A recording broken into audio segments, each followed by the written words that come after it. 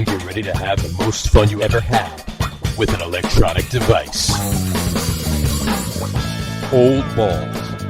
Is that a shot at me? It could be, but it's not. It's a shot at all three of us. That should be the name of the podcast. That's right. Old balls.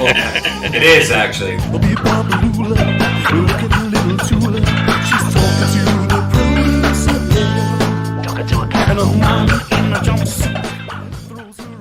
All right, everybody, welcome out to the Logger Room. It is Wednesday, November 11th, 2020.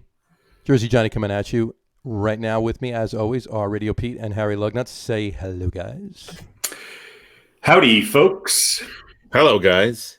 There you go. It is indeed still 2020. It is. Yeah. For only another, 7 weeks? 6 weeks, something like that. Which in 2020 time is 14 like months. 11 trips around the sun. That's right. There you go. So how are you guys doing today? Well, the Giants won, so I'm not feeling so good. You're not happy, are you? I think it's like Groundhog's Day. We're going to have 7 more years of Daniel Jones. 7 more years. Yeah. And, I feel good because the Jets, once again, played their very best second half football. That's right. They lost. Yeah. And even though it was to the Patriots, whatever. It's crazy. That's really just whatever. It's whatever. At this point, it's whatever. It really is. That's my attitude. And speaking of that, just to start the show off, Meg Riley wants to know if it has battery, is it an electronic device? Meg, you know the answer to that. The answer is yes, and you've had way more fun with that than you will with this podcast. But if you combine the two, then you are a sick woman. Very. Then I need your name and number. No. There you go. No. Anyway, on that note, I'd like to let everybody know. Just remember, if you don't know already, it is Veterans Day, folks. It is. So I would like to personally thank each and every single veteran out there, even the married ones. Thank you for your service to your country. It's been great. Thank you so much. And if you're watching this, make sure that you thank all the veterans that you know as well. Please do. It's an important thing that we remember them every day, not just once a year. Let it, get the thank yous out there. Do that. And, Absolutely. Feelings, guys? Feelings? I don't have any anymore. No feelings. At least that's what I've been told. Yeah. Well, I have kept my mouth shut because there have been a number of posts and things that I've seen from people saying, Happy Veterans Day to all you vets who've served and are currently serving. And, well, okay. The sentiment is nice, but it's a stretch, but it's the sentiment. It's the sentiment. But they eventually, those that are serving will be vets as well. So, I just, I find that's, Happy Memorial Day. It's kind of one of those things like, well, right. Why would you? You're not really getting the purpose of the day, right? But it has less to do with the pie and more to do with the memorial. Yeah, exactly. But I haven't said anything to anybody, or for once in my life, I decided not to be an erudite jerk who corrects people and stuff like that. Exactly. It was painful, but I did it. Well, nobody listens anyway, so yeah. And, just not to change the subject or to change the subject. Meg Riley said, "You're right," and I'm not sure whether she means you're right that she's a sick woman if she uses both, or that you need her number. I'm not sure. Anytime a woman says you're right, I run with it. I just say thank you and run with it. Yeah, I'm going to put that on my list. That makes number 4. November 11th, 2020. 4th time a woman ever said you're 4th. Right. You're a lucky man. Well, 2 of them, they were asleep. They were asleep. My wife said it when she was asleep, but that makes counts. Much more sense. Yeah. I don't think she was talking to me, right. But still, I was the only one in the room, so you heard it counts. It meant something. There you go. I heard it, so it counts. Exactly. She had her Calm app on, and she was listening to Matthew McConaughey. Exactly. You're right. You're right. Yes. Well, thanks, honey. And on that note, let's also let's also put out a congratulations to Mr. Shane Bieber and Mr. Trevor Bauer, winners of the AL and NL respectively Cy Young Awards this year, announced just a few minutes ago, half an hour ago or so. It was a tough race in the National League. I mean, DeGrom was up for his third in a row, but Trevor Bauer's ERA was just too low, and all the other numbers were pretty close. So yeah, and I think if you had the experts, pundits, and all that, and there were a couple who said this, but if the majority of them were really speaking truth, right, and not being politically correct, those are probably the guys that they would have just said, yeah, these are the guys that are going to win. Yeah. But oh well, it's really close, and DeGrom didn't really have that much of a chance, I don't think. I mean, I want to say it was. I do not want to say it was completely preordained, but I think if we were speaking honestly to go, we kind of know who's going to win. Yeah, well, nobody declared themselves the winner and stopped the counting halfway through. So, yeah, and hopefully there's we can learn something for baseball. There's no boxes of ballots in a river somewhere that didn't get counted, and my gosh, it was that other guy. So. Yes. But in any event, Bauer's having a press conference though between a porn shop and a landscaping company right next to a crematorium as we speak. All three of which he owns. Yes, exactly. So he's got to have somebody run them when he's on another team next year. This will be the first time since 92, 93, since Greg Maddux actually won the Cy Young and left his team. Where did Maddux go? I can't even remember. Not sure. Anyway, we don't have somebody to look that up. Yeah.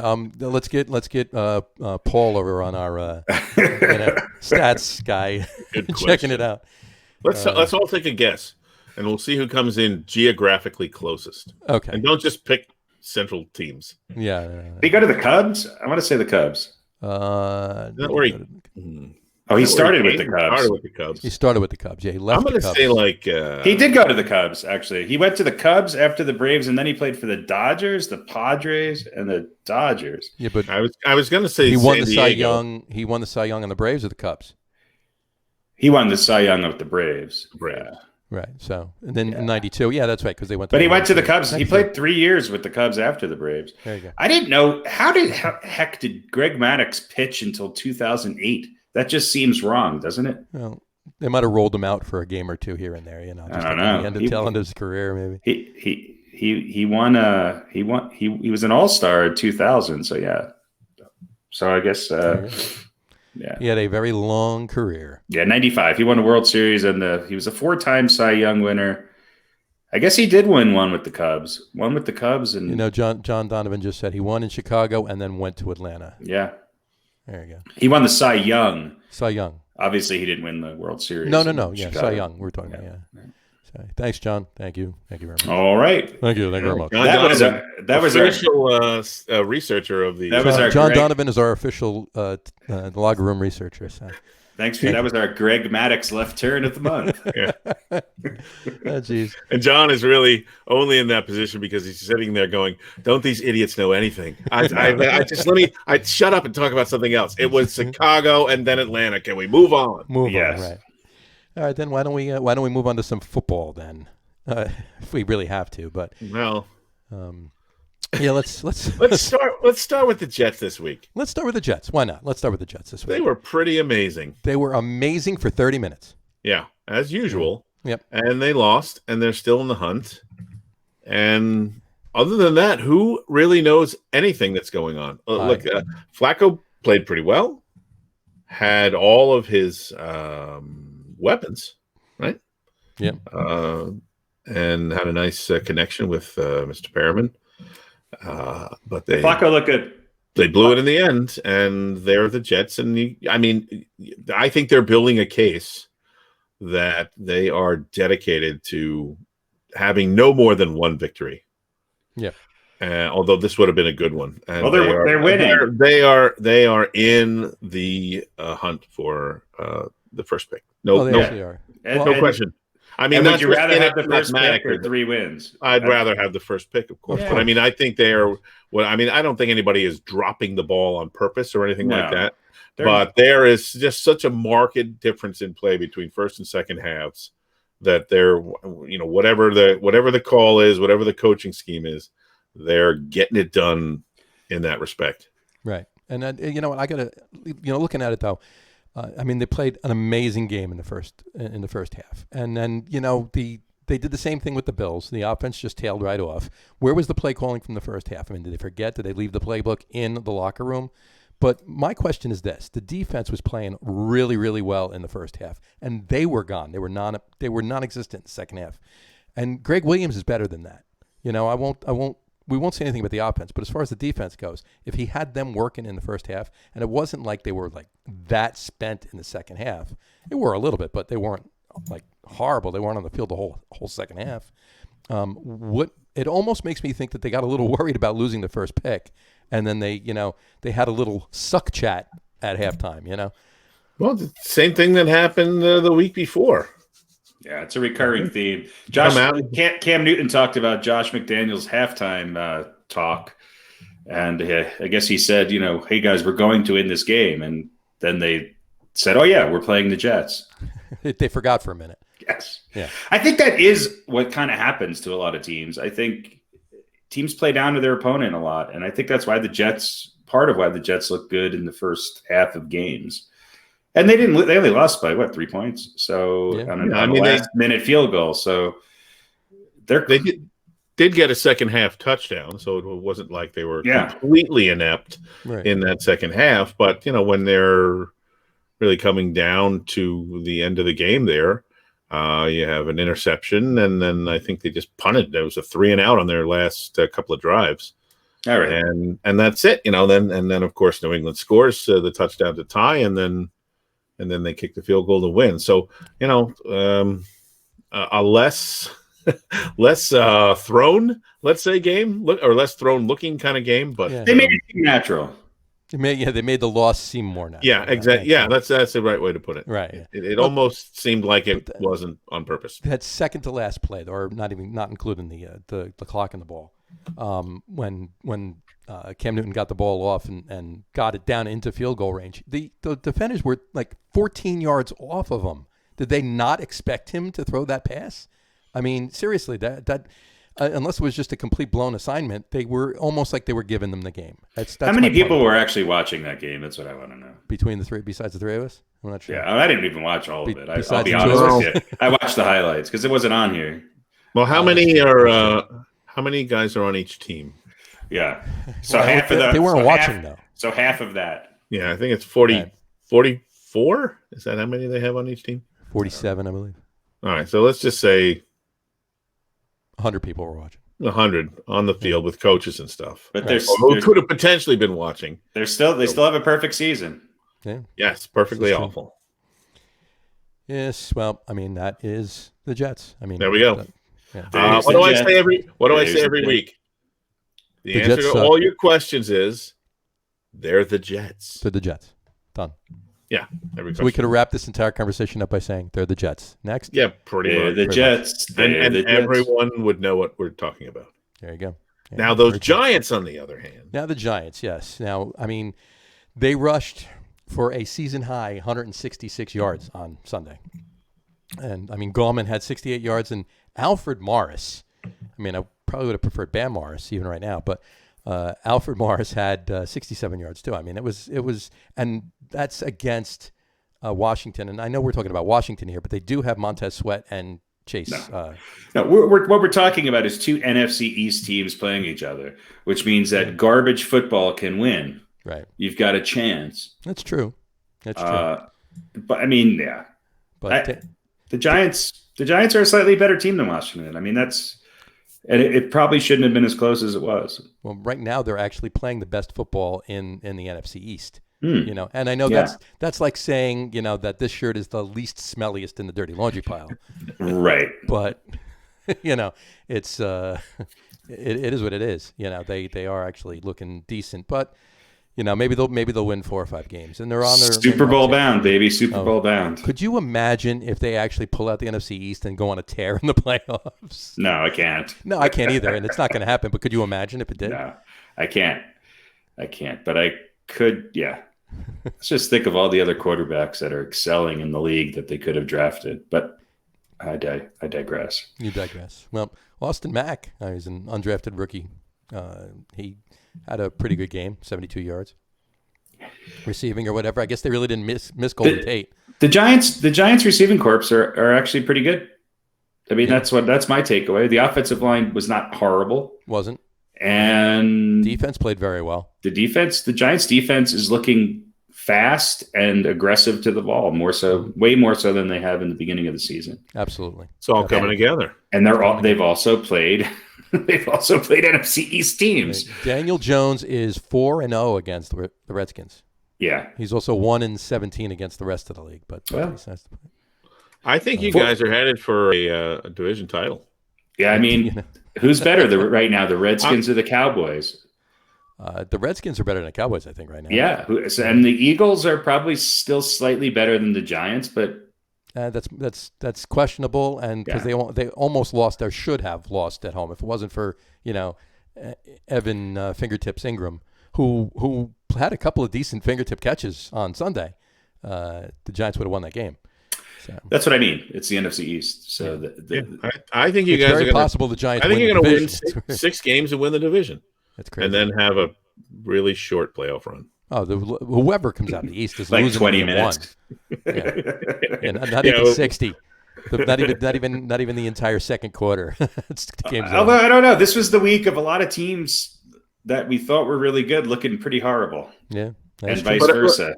Let me ask you guys this, because you're both Giants fans. At this point, given what they've done, and let's face it, they're kind of out of the run for the first pick, unless they're going to trade or whatever.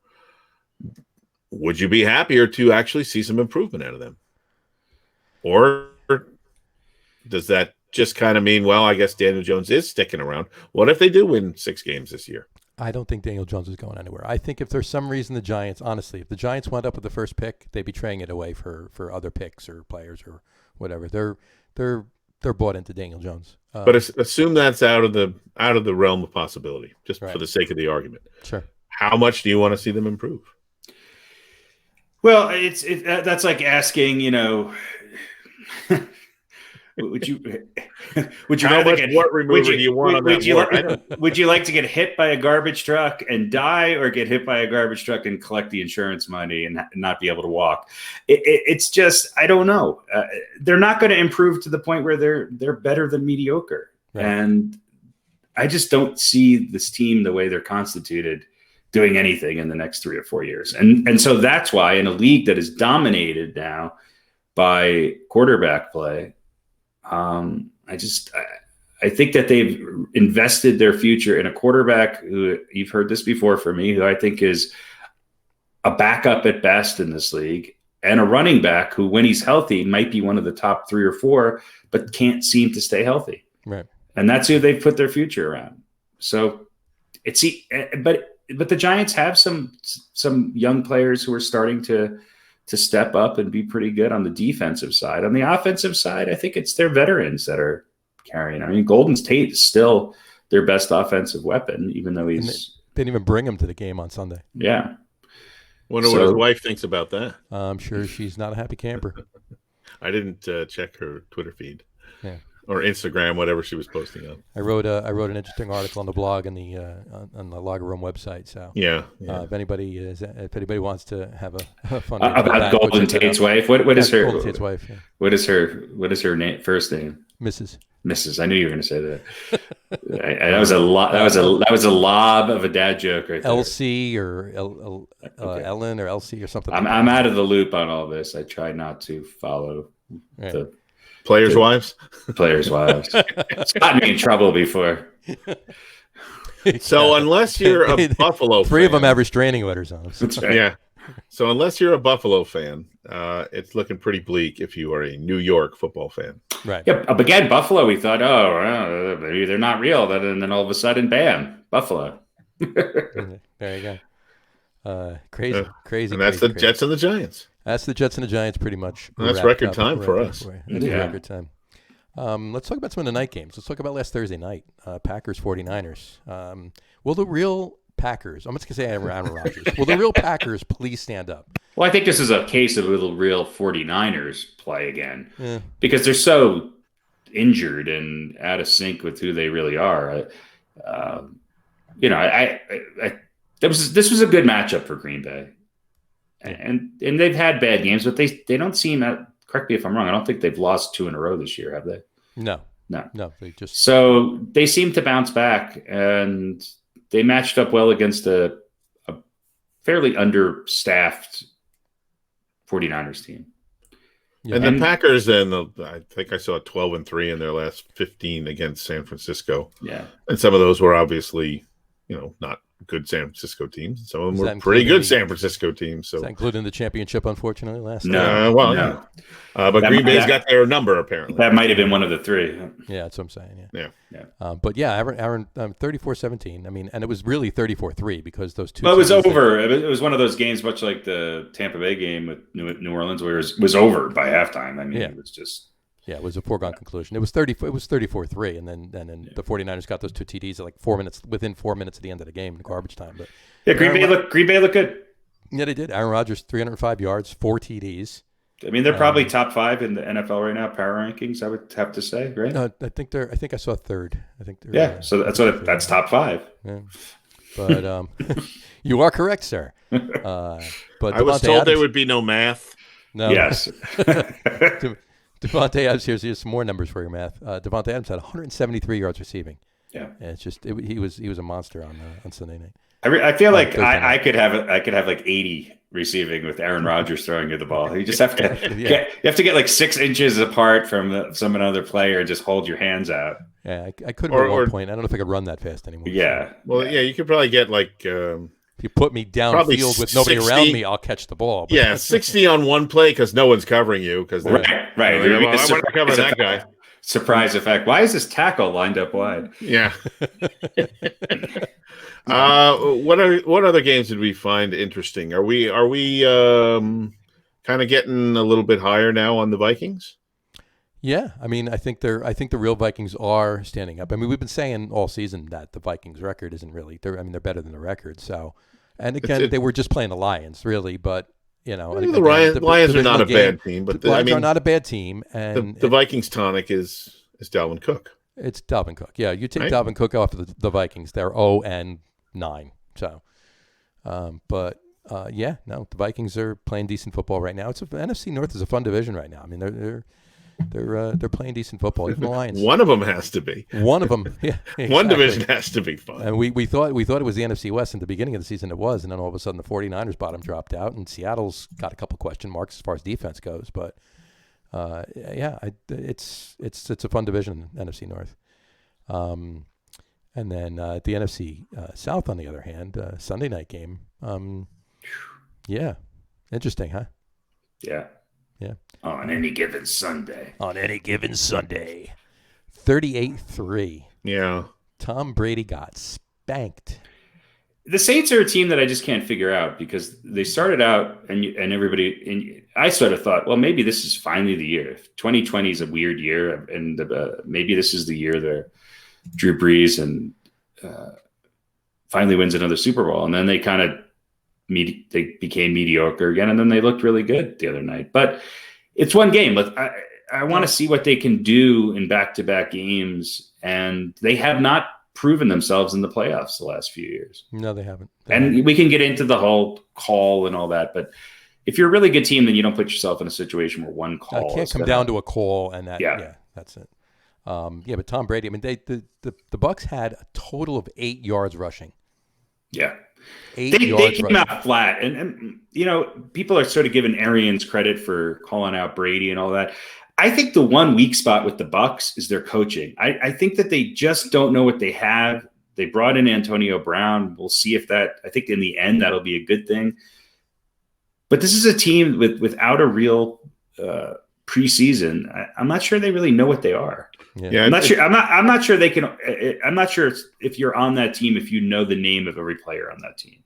That's how new a lot of the makeup is of that team. And I'm not sure Bruce Arians is a coach that's going to outcoach other great coaches. It seems to me like they're along those lines. They're still kind of shifting and searching for exactly who and what they are.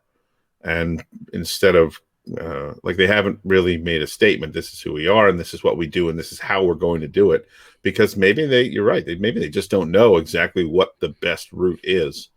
But they, if they're going to continue and pose a threat, they better figure it out soon, because and they have to get the running game going. Games like this if they don't. They have to get the running game going again. They have to have balance on offense, or else I think teams can tee off a little bit more. Yeah, and it is what it is. Their offensive line did not look great. New Orleans played a great game. They played a good game. It was over at halftime. It was over before halftime. Yeah, it was. And we'll see. We'll see if Tampa Bay bounces back. Taysom Hill, by the way, he had 21 yards receiving, 54 yards rushing, and 48 yards passing.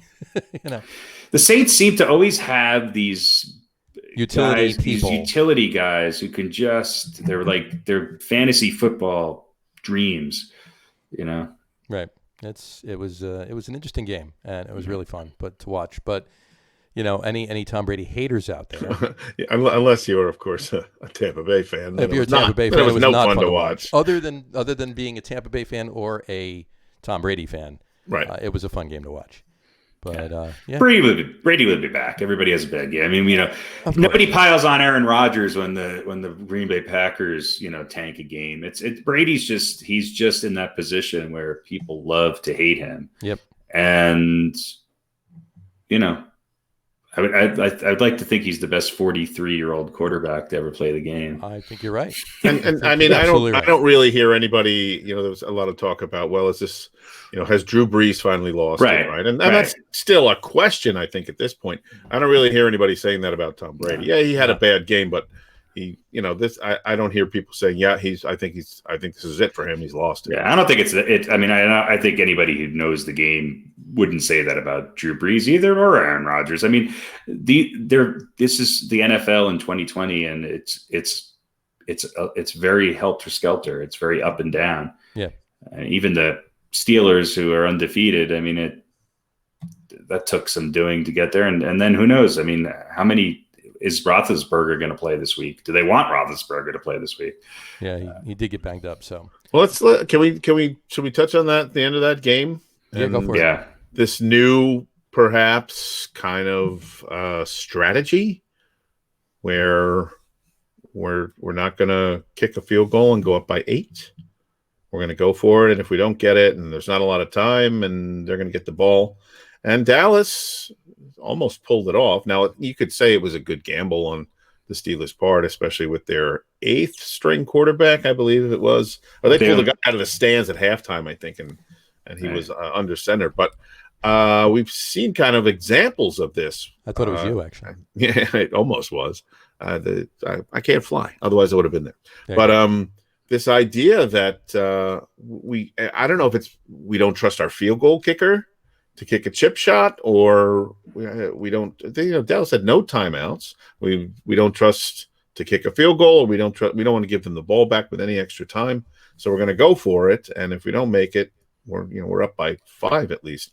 And Dallas almost pulled it off, but I don't understand. Just kick it. You're up. If you kick it and you're up by 8, you can't lose, no matter what Dallas does. And you force them to, drive the field, kick the ball out of the end zone. Right. They have to drive the field, get a touchdown, and get the 2-point and a 2-point conversion. It made no sense to me to not kick that field goal. Yeah, they chose not to do that. But more people are not doing it, and I think what it comes down to is I think the goal from the Steelers' perspective was to take as much time off the clock as possible, take the risk of saying, okay, if we get it, then if they do get the ball back, they're going to have it with even less time. Because right now, it seems like anybody can score at the end of the game. It's just But you would think, I mean, it's a 4th and 1. If you get the 4th and 1, the game's over, right? You're going to run out the clock. Okay. I mean, I'm with you. Kick the field goal. I'm always, but I feel like that mentality has kind of gone by the wayside. And if somebody like the Steelers aren't following that, who, let's face it, he's a bit of an old school coach and not the most.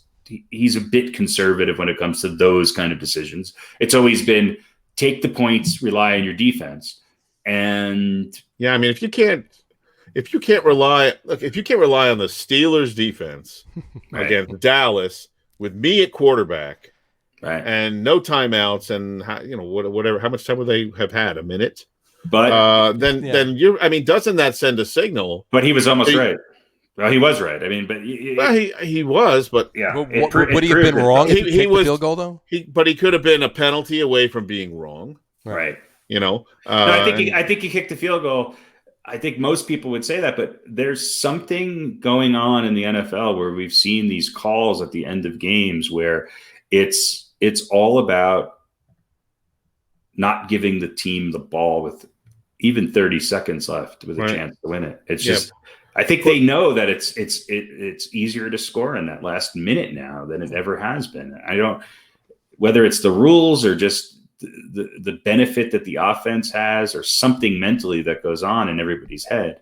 It seems like nobody can coach or play defense in the last minute of a game. I just think that's a testament to what some of the tools that they've taken out of a lot of the defense's hands with these safety things. And I'm not saying it's a bad thing, but 20 years ago, you would never see this because the defenses would, 20 years had a good defense. Even 10 years ago, 2 minutes would be, a 30%, 25% chance you're going to win it.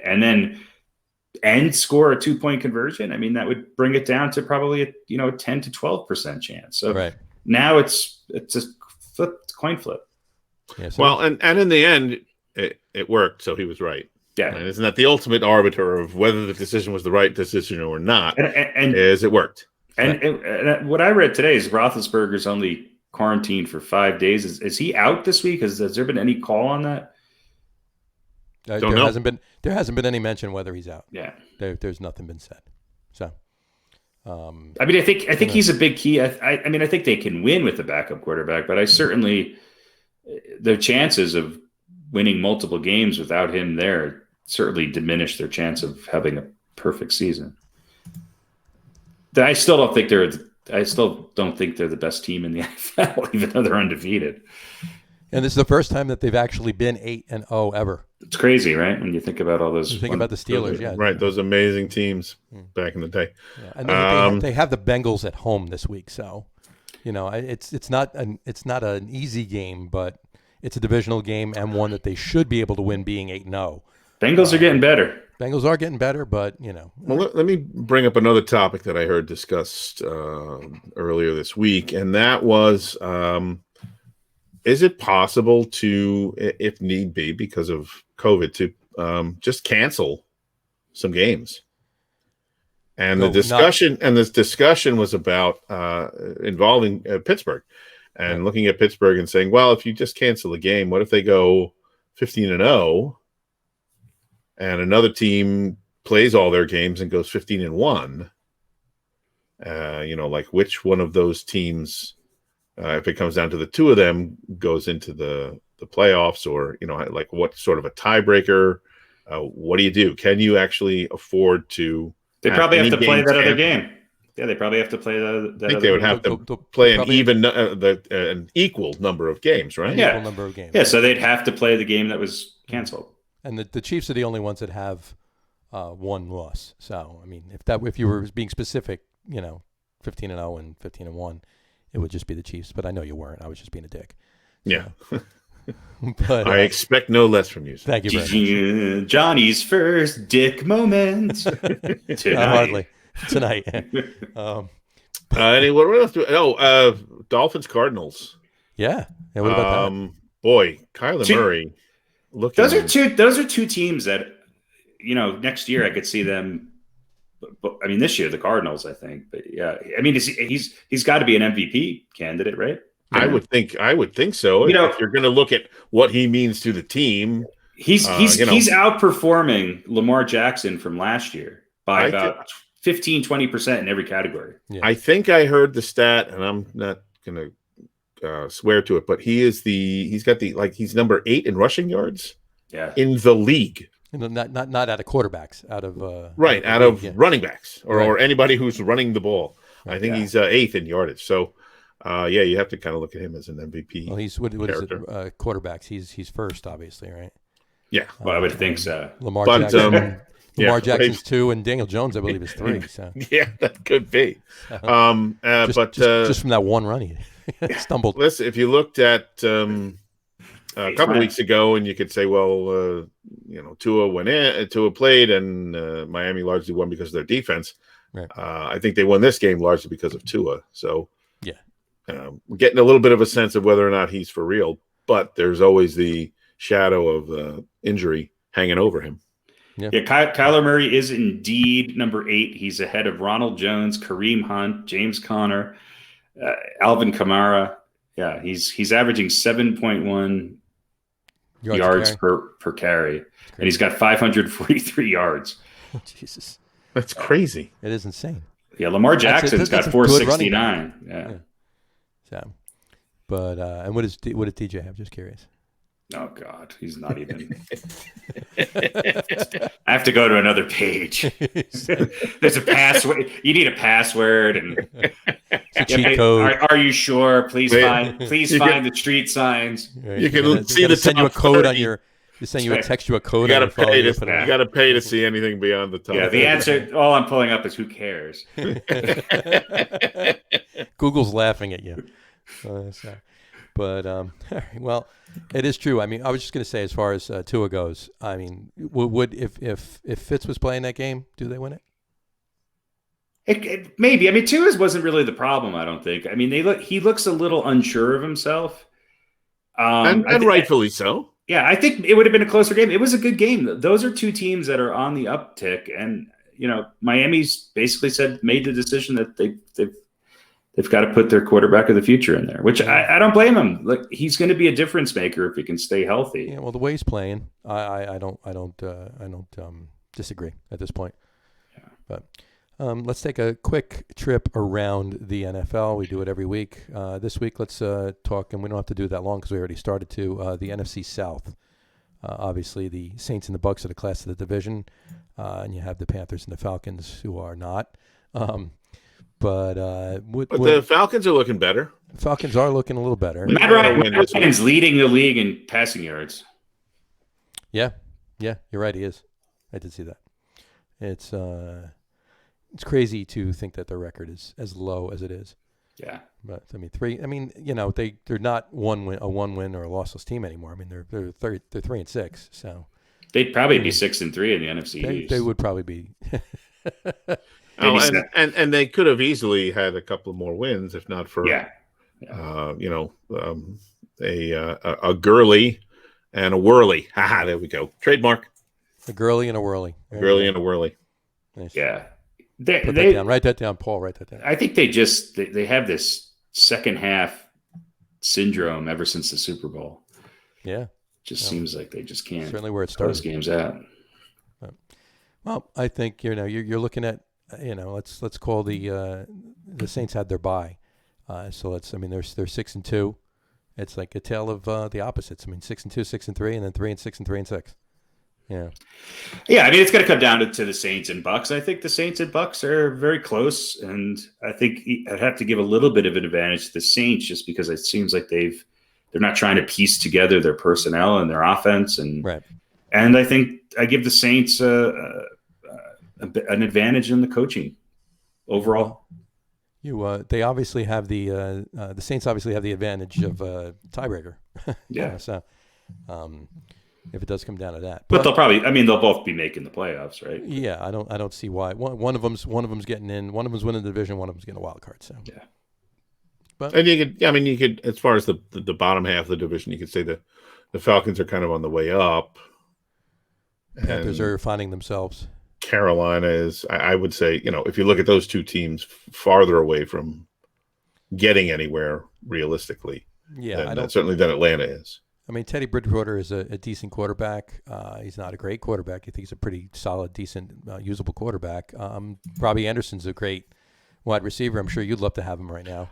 Love to see those former Jets doing well. Yeah. But time will tell, and that's why they play the games. But yeah, the Saints and the Bucs are definitely the class of the division. But so why don't we do some picks this week? What do you think? Picks, sure.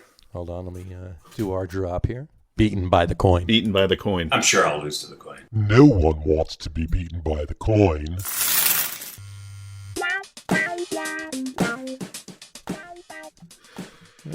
All right. A quick recap of last week. Not a good week for yours truly. However, another 4-0 for Jersey Johnny. picking the Saints. You make me sick. Yeah, I almost did. I was. Yeah, you were on the verge. I was on the verge. I should have went with my gut. So Johnny goes 4-0, 25-6 on the season. Harry goes 3-1, losing Tampa Bay like the rest of the world did. 20-11, so got a little bit of catch up to do still. Yours truly going 2-2. Stupid Washington, almost. But so I'm 22-9, and the coin goes 3-1. Wow. Only losing with the Bucks, and the coin is now one game over 500 at 16-15. Wow, look at that. So there we go. So things change rapidly. All right. First game will be tomorrow night, and that'll be the Colts against the Titans. Anybody? Interesting matchup. Game. Yeah. Is that in Indianapolis or is it in Tennessee? It's in Tennessee, yeah. Titans, maybe not the powerhouse they were to start off the season, but a very, very good team. Indy has been a little bit up and down, but known for a good defense. Anybody want to pick? I'll take Tennessee. Look at that. You picked. There we go. Harry is debating. You can see the smoke coming out. It's not white yet. This is just one of those games that every time I pick against Phillip Rivers, he wins. This is the history of, I think Tennessee, though. I think the Titans will win this game. All right. I got a couple games to play with. I'm going to take the Colts. Oh, look at you getting all cocky. All right. You know what? I'm just trying to keep it fair. This smells like a game the Colts would win, and then they'll lose to somebody horrible next week. Yeah. We at some point we have to relatively soon we have to decide who wins what they get. I don't know. They get the coin. They get the coin. There we go. All right. They get the coin. Let's flip the coin, and the coin says tails. Coin says tails. So that means they are with Johnny and taking the old Colts. All right. I'll let you guys pick this one first. All right. It's them Eagles against them Gents. I'll go first. I think the Giants are going to win their second game in a row this week. And it's not a fanboy coming out of me. I just think that they were close enough to the Eagles in Philly on a national game when they played them on a Thursday night. And they should have won the game. And this week they're home, and they're coming off that big win down in Washington. So, yeah, I think it's the Giants game this week. Harold. Yeah, Pete. Oh, all right. The Giants are coming up, and Philly is still not healthy. Right. But there is the Daniel Jones factor. I got to catch up. I'm going to go against my better judgment, and I'm going to take the Eagles. There you go. Since if I do go out wearing, of course, 7 face masks in a room full of 3 people, I'll probably be watching this game at an Eagles bar here in Denver. There's an Eagles bar in Denver? Yeah, and I just feel like based on this week's activities, I have to root for the Eagles this week. I think the Eagles are going to win this game. Wow, all right. I am out alone. 2 picks in a row. Well, let's see what the coin says, because they don't really count this. Coin is going tails once again. That's the Eagles. So that is the Eagles. So you are out on a limb on this one. I am alone. But that worked out pretty well last week with the Saints. All right. Them Ravens against them Patriotics. Let's think about this one. Ravens. Okay. Anybody want to take the Pats? I mean, they did beat the Jets last week. That's true. That is true. No, Based on that information. I think the Ravens win this game. All right. Coin says heads, and that is the home team, so they are going with New England. Yes, and they are. Coin is just getting cocky after a 3-1 week. All right. Vikings, Bears. Good boy. Yeah. Ooh. Yeah. Minnesota on the way up. Chicago. What do you say about Chicago? They're either great or they're terrible. I'm gonna take the Vikes because they're gonna be cooking this weekend in Chicago. Cook is gonna cook all Monday night. All right, there we go. Yeah, I'm going with Minnesota. The Vikings are winning this game. The Bears are finding themselves.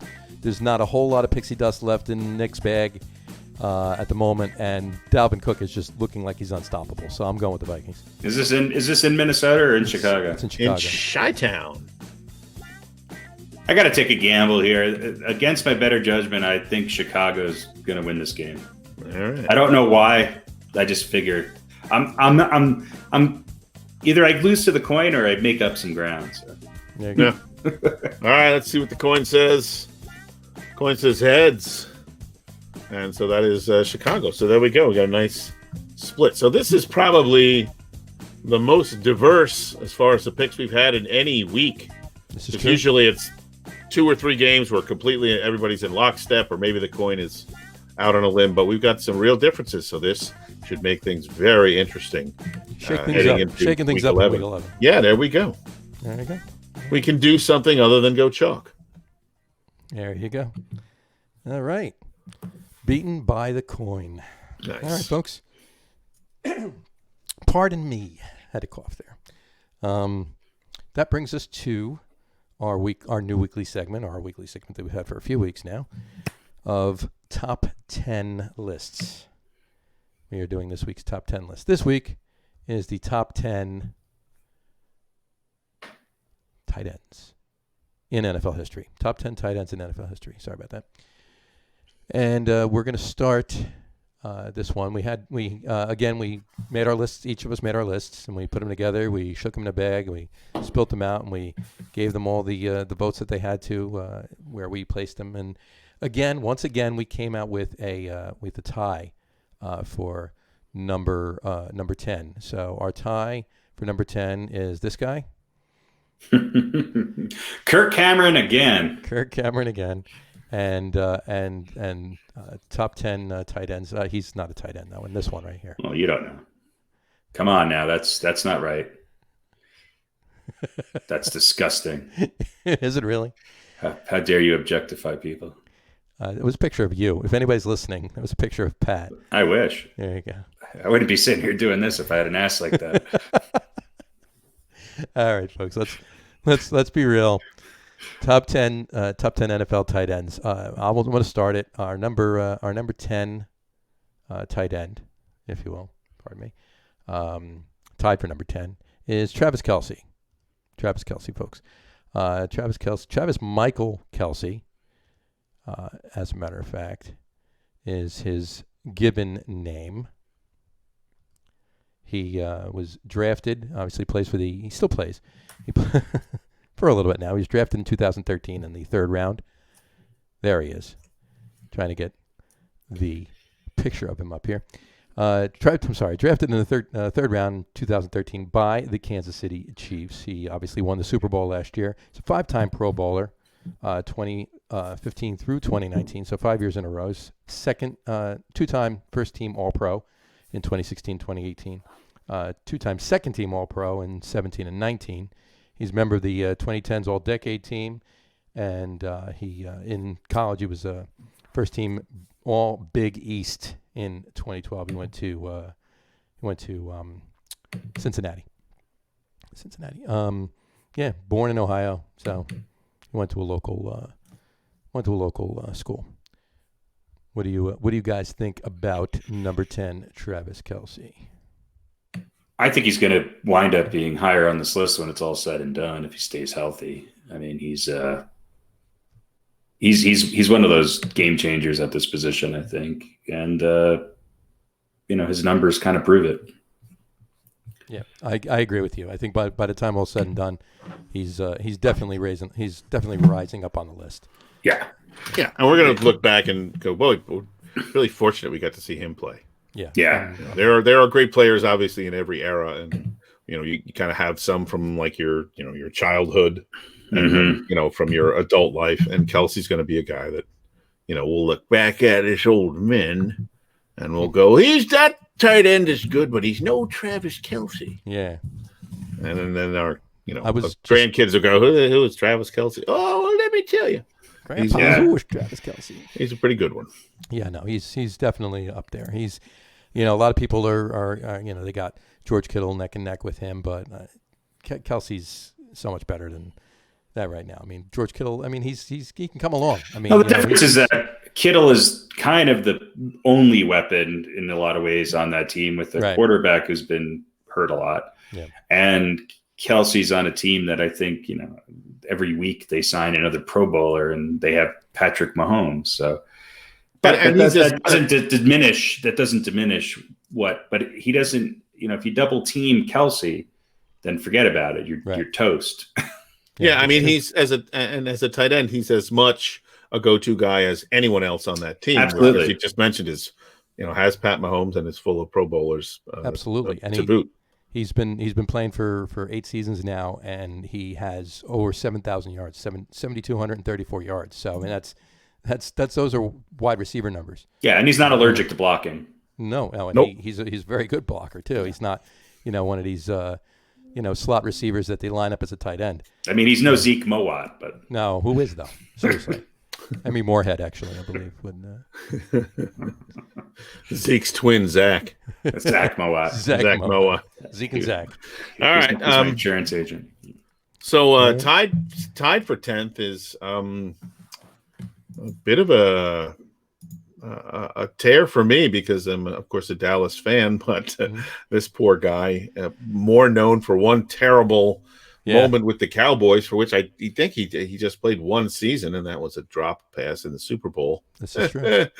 Losing to Pittsburgh. Wasn't all his fault, of course. But Jackie Smith tied for 10th with Mr. Kelsey. A Cardinal and a great tight end, 5 times to the Pro Bowl, 15 years in the league. Came in with the Cardinals and played from 63 to 77. Almost 500 catches, 480 catches, 7,918 yards. So you talk about, how long until Kelsey surpasses that. 16 and a half yards per catch was his average. 40 touchdowns, and he carried the ball a bunch of times too. 38 carries for a little over 300 yards. Obviously a Hall of Famer back in 1994. But again, known more.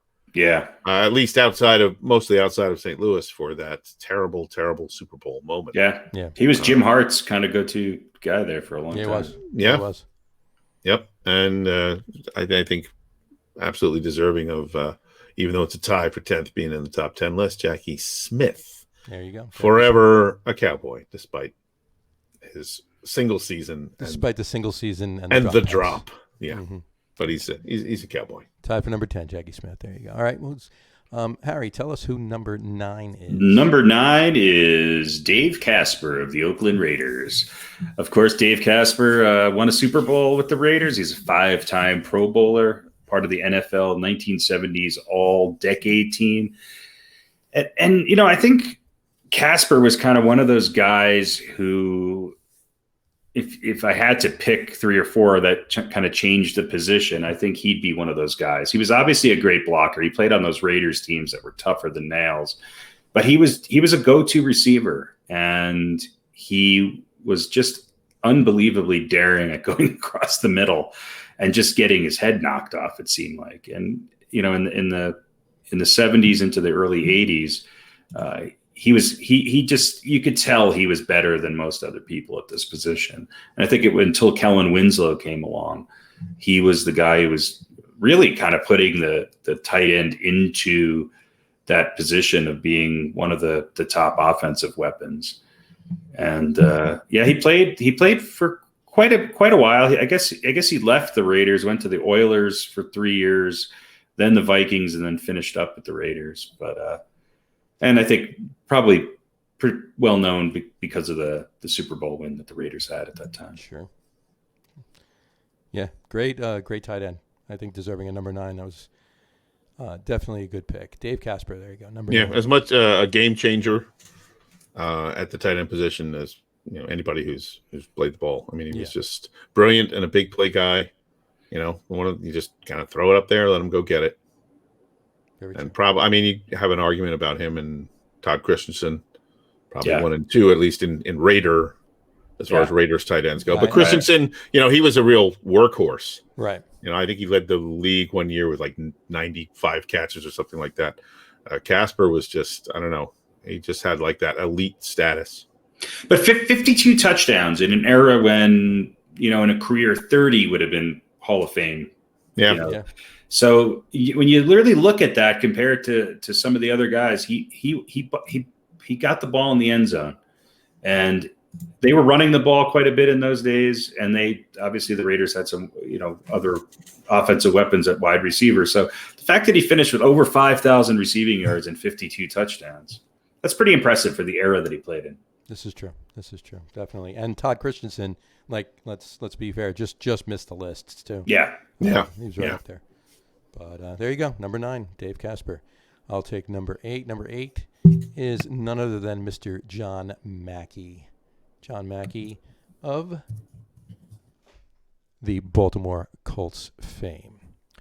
Mr. John Mackey, born on September 24th, 1941, passed away, about 9 years ago at the age of, he was almost 70.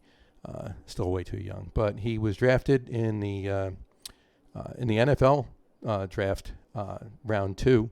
And he was the 19th pick, 1963. He was also drafted in the AFL draft. Obviously, he went to the NFL, not the AFL, but he played for the Colts from 63 to 71. And then he played a year with the Chargers, too. He was a Super Bowl champion in Super Bowl V.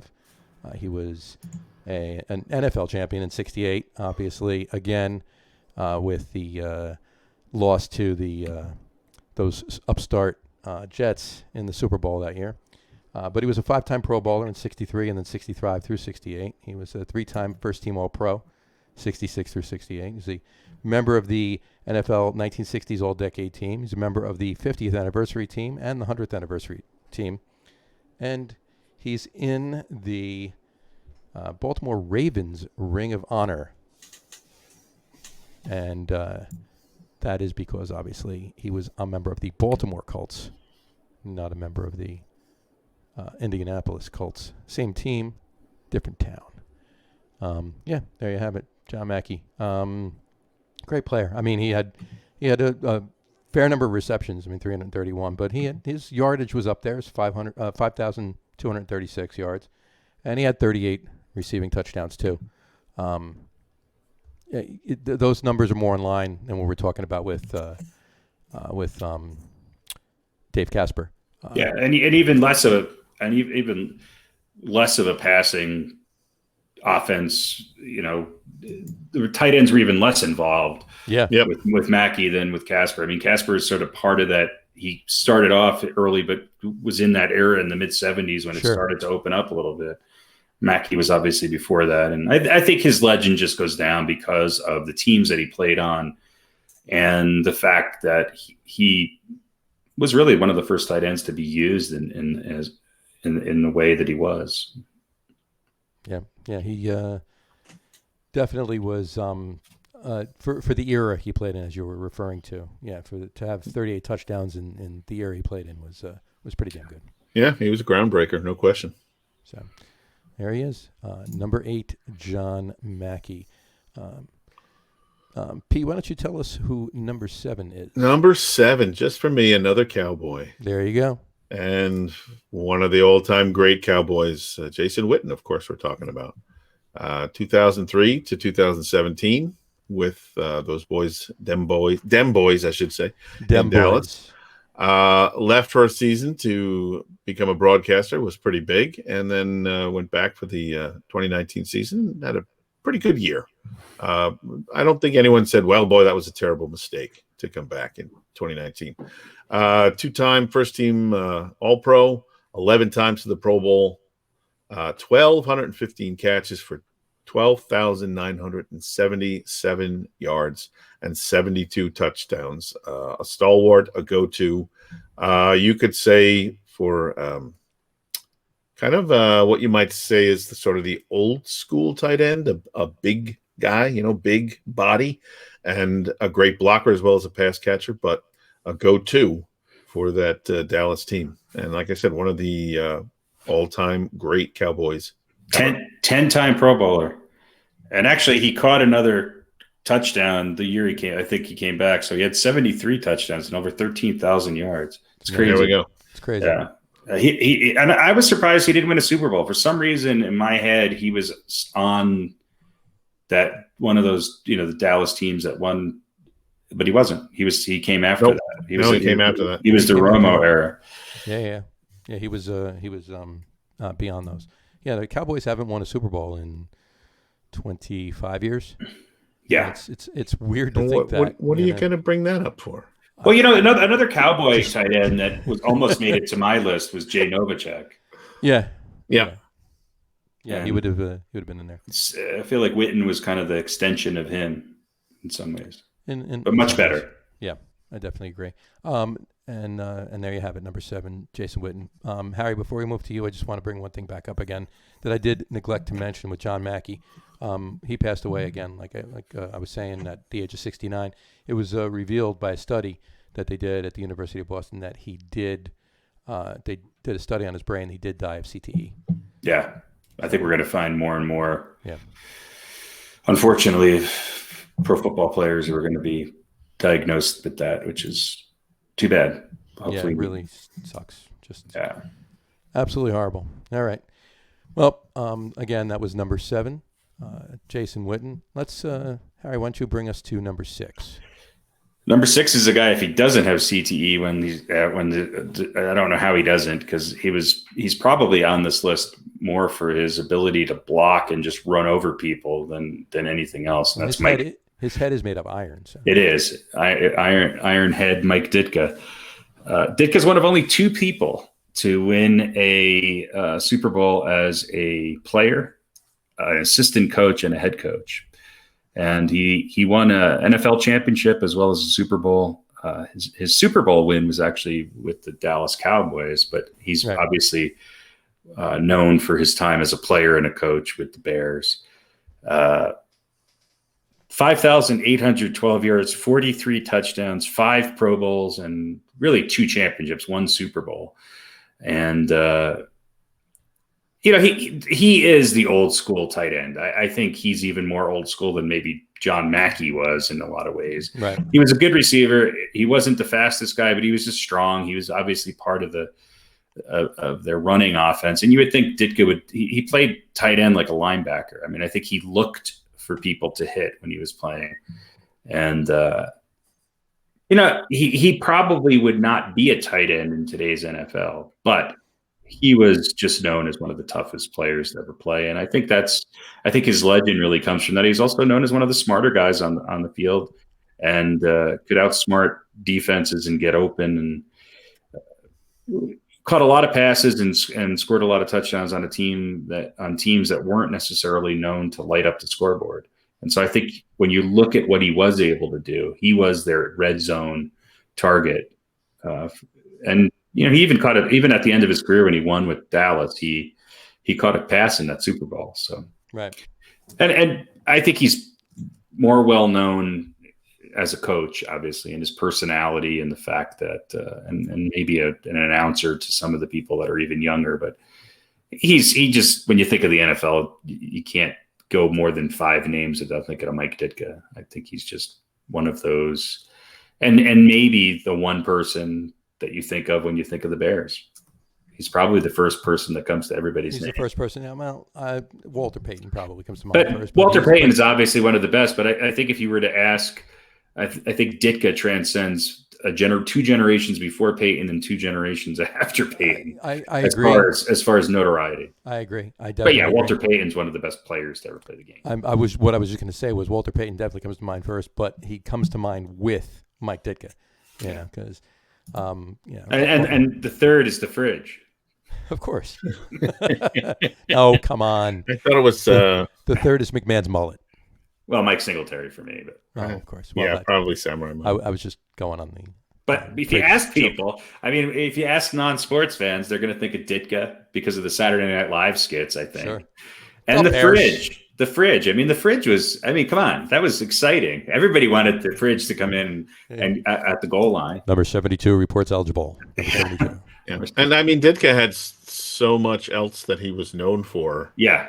I'm sure there were people who went, "Well, he was a player," and then with a little bit of research, went, "Wow, he was really good." He was sort of like, if you remember way back in the day when Ray Berry was coaching the Patriots, that the Super Bowl right against the Bears, the Super Bowl shuffle and the videos and all that. Sure. And Ray Berry was a damn good tight end in the NFL himself, right? But not known for that really until he got to the Super Bowl as a coach and people began to look into it. So, but Ditka had just so many other things to be known for other than playing. But he was an assistant coach under Landry too. He came from that tree. He was, he was one of those coaches who coached like he played. It was all about grind it out, beat him over the head football. There wasn't a lot, but what he did with that Bears team in '85 was have arguably one of the best defenses of all time. And he had fun with the offense. I mean, he realized that he had an a-traditional offense and he ran with it literally. So, I mean, you got to give him credit for him. Great hair too. Well, yeah, of course. But I do think he's best known for those Saturday Night Live skits. I'm serious. I mean, that made him a legend because that's how everybody in Chicago felt about him. The Bears. He was the hair before Jimmy Johnson. Yeah, that's true. All right. So there you go. Number 6, Mike Ditka. I'll take number 5. Number 5 is none other than Mr. Antonio Gates. Antonio Ethan Gates, to be exact. Antonio Gates was drafted in 2003 by the San Diego Chargers and played for 16 seasons. Was it? Yeah, 16 seasons, 2003 through just a couple years ago, 2018. 8-time Pro Bowler, 2004 through 2011 straight, 8 times straight. He was a 3-time first-team All-Pro in 04 through 06, 2-time second-team All-Pro, 2009 and 10. He was a member of the 2000s All-Decade team. He's a member of the Chargers 50th anniversary team. He had 11,841 yards and had 116 receiving touchdowns. Granted, his career was a little longer than most tight ends, but those are big numbers, especially as he got older when he was playing. But he's definitely also to mention he was actually undrafted. He went undrafted in 2003. He was not drafted by the San Diego Chargers. They picked him up. He was an undrafted free agent, and he's considered one of the best undrafted free agent signings in NFL history, as you could well imagine for a 16-year tight end that's has all those numbers, 8-time Pro Bowler, But there you go, Antonio Gates. He was right in there on my list. There's a couple that are higher than him. I think I had him one spot higher. I think I did too. Yeah. He's got the most touchdowns for any tight end in history. Yeah. And I think if he didn't play in San Diego and he had won a Super Bowl, I think I'd probably have him number 2 or 3 on the list.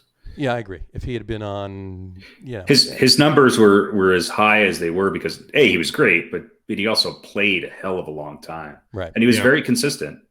But and he was the guy that at times was unstoppable. Yeah, like 116 touchdowns. I mean, you kind of knew they were going to throw the ball his way and try whatever they might on the defensive side. You couldn't stop him. There were times he was literally unstoppable. The ball would get to him. Yeah. In his entire career, I mean, he had basically just one, quarterback throwing to him too, and Philip Rivers. But he did pretty good quarterback. He did have one quarterback before Philip Rivers too, and he was a pretty good quarterback too. Yes.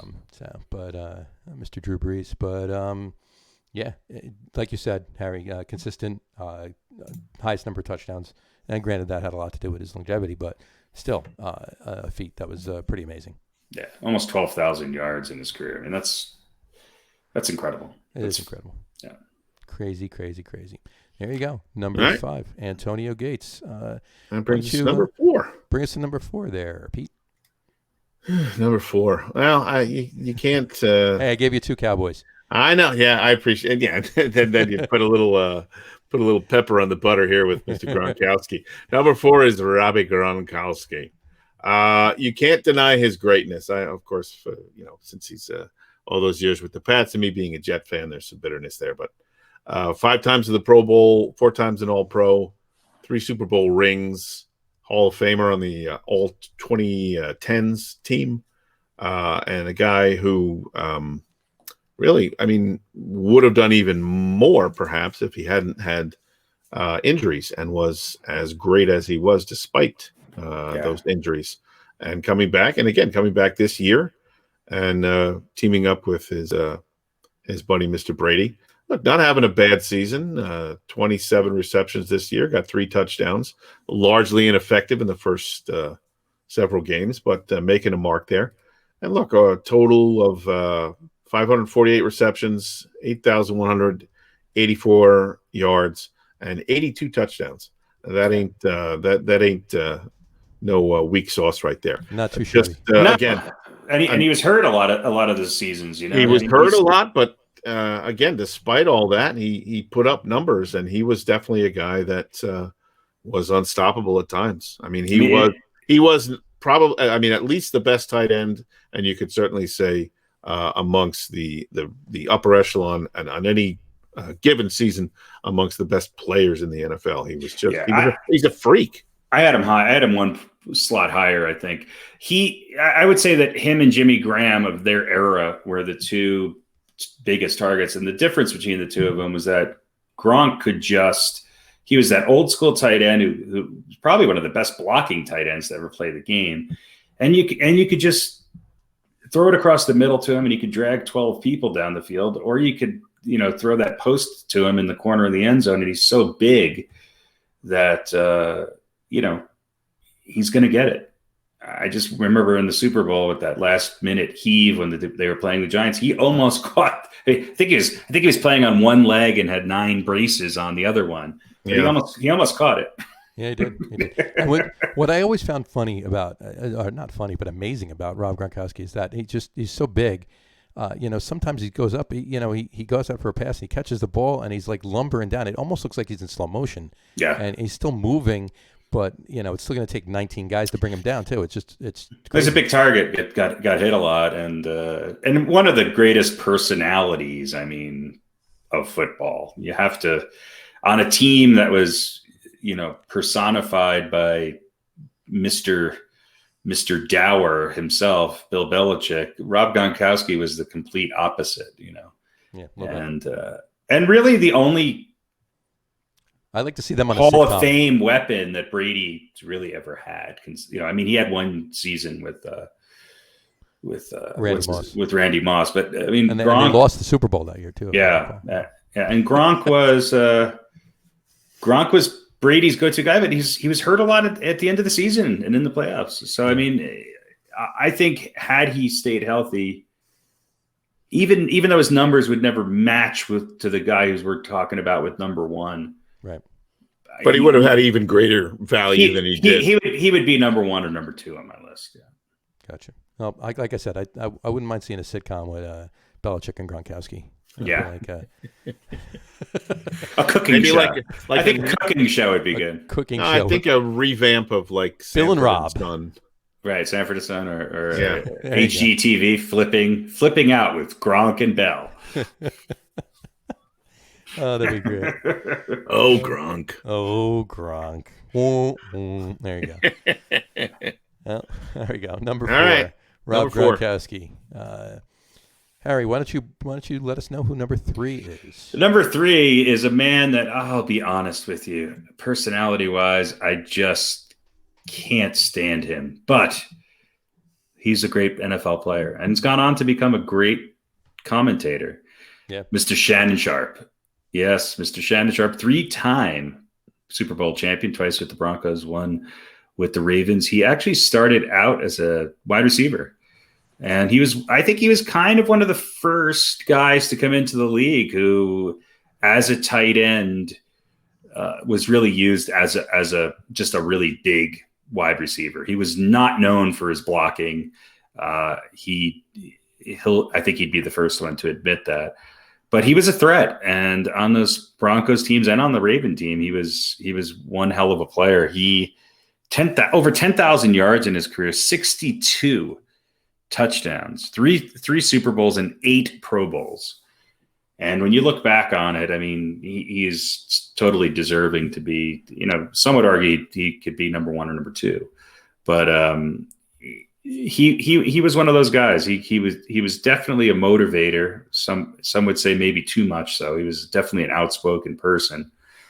And now he hangs out with Skip Bayless. There you go. So Skip. Yeah. I always thought he was just an amazing tight end. Wasn't too happy about the 3rd Super Bowl he won. Yeah. As you can tell, but yeah, no, I always thought he was a great player. Just I had him right where he is. I had him number 3 on mine. Yeah, a guy who, for whatever reason, people love to hate, whether it was his, that he was outspoken and he spoke honestly about stuff that a lot of people didn't, but there's no denying his talent and sort of if anybody was the prototypical receiver tight end or receiver type of tight end, it was Mr. Shannon Sharpe. Yeah, he was a threat. And he laid the groundwork for what today's tight ends are, at least the good ones. Yep. Yeah. And guys like in that mold, Vernon Davis kind of comes to mind. Guys that you would really maybe classify even more as a wide receiver than a pure. And Davis almost made my list. And Davis is one of those guys who, if you look at his numbers, pretty impressive. Also, I think had 1 or 2 Super Bowl wins. But yeah, they were similar players. But Sharpe he seemed to know how to get in the end zone. Yeah, always did. Yeah. Well, there you have it. Number 3, Shannon Sharpe. I'll take number 2. Number 2 is none other than Mr. Kellen Winslow. Kellen Boswell Winslow, to be exact. You're really big on the middle names. I love giving them. What was his confirmation name? That would be Estrelitis. Bartholomew. Yeah. Kellen Winslow. He was drafted in the first round of the 1979 draft, picked with the 13th pick overall by the Chargers. He played his entire career with the Chargers. He was part of that whole Air Coryell experience kind of thing. He led the NFL in receptions in 80 and 81. He becoming the second tight end ever to lead the league in receptions in back-to-back seasons. He had 89 catches in 1980, and that was an NFL record that he broke that year, which was actually held by Mike Ditka, who had 75 receptions in 1 year. Yeah, but he, just an amazing player. It's 2 Chargers back-to-back for me.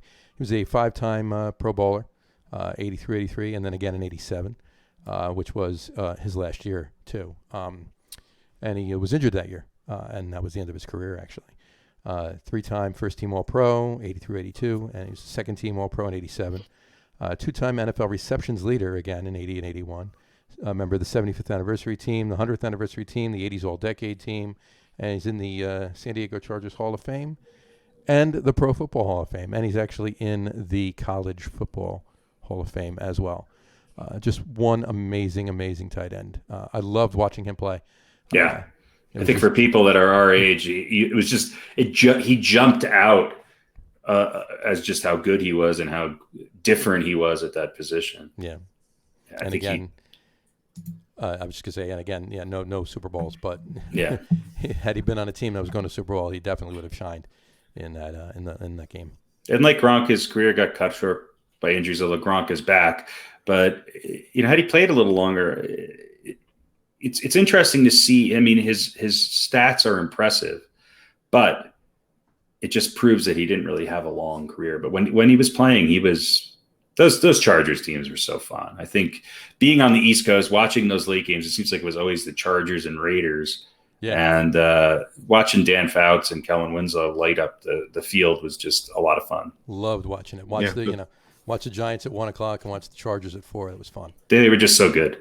And then those were epic battles too. Yeah. I mean, Winslow, to me, the word that really describes him, obviously incredible talent, but warrior. Yeah. And maybe how much of it was maybe a little bit of a drama, we don't know. But, I mean, there were times when he'd be laid out on the sideline and there's a turnover, and he'd pop up and go in and catch a 45-yard touchdown pass from Fouts. Those Chargers teams were tough, man. Dan Fouts was one tough mother too, man. They took a lot of hits. Yeah. Football was a little bit more physical back then. It's just a bit. I think we brought that up before. It's just it's a different world right now. But yeah, those games were fun. Those were really, really fun. Was, and a lot of I can't believe what I just saw moments. Yeah, especially with almost with every those week. two teams. Yeah, he was maybe I would argue he was the most sharp, maybe with challenger, but he was definitely the most athletic and fastest wide receiver I've ever seen at that time. Right. You just didn't see anybody move like he did prior to that. He was just really beautiful to watch. He had a pretty good quarterback thrown to him. Just a bit. Yeah, that helps. That helps. Yeah, I think we featured him last week in our old balls segment there. Yeah, Mr. Dan Fouts. But yeah, there you go. Absolutely great tight end, fun to watch. Number 2, Kellen Winslow. Pete, why don't you tell us who our number 1 tight end of all time is? Well, anyone who knows anything about football, I think, probably could have figured this out. Probably. It is the one and only Mr. Tony Gonzalez. Talk about longevity. Oh yeah. 97 to 2008 with the Chiefs. So that is 11 seasons, and then another 5 with Atlanta. And I'll just give you the numbers. I mean, they speak for themselves. 1,325 receptions, a little over 15,000 yards, and 111 touchdowns. And I just want to throw some season catch totals at you as well. This is a guy who had seasons where he caught 93, 99, 96, 2 seasons at 93 receptions, and a bunch in the 80s. And of course, 2004, he had 102 receptions, which is that still the league record? I believe it is. Yeah, it's crazy. That's just insane. That 2004 season, 102 catches, 1,258 yards, and 7 touchdowns, which was not the most he ever had, but very, very consistent. And just look, 14 times to the Pro Bowl, 6-time All-Pro, Hall of Fame All 2000s team, and obviously, of course, a Hall of Famer.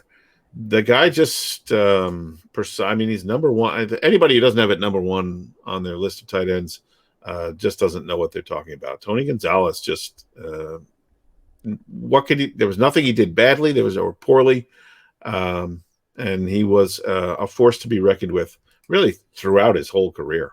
I mean, he missed a handful of games at most, so very durable and tough, and that's why he's some of the reasons why he's number 1. Yeah. And just to answer your question, Zach Ertz actually broke the record. Yeah, and he'll go down in history for that. 113. Okay, there we go. And this just in, Tony Gonzalez just signed a 1-year contract with the Kansas City Chiefs.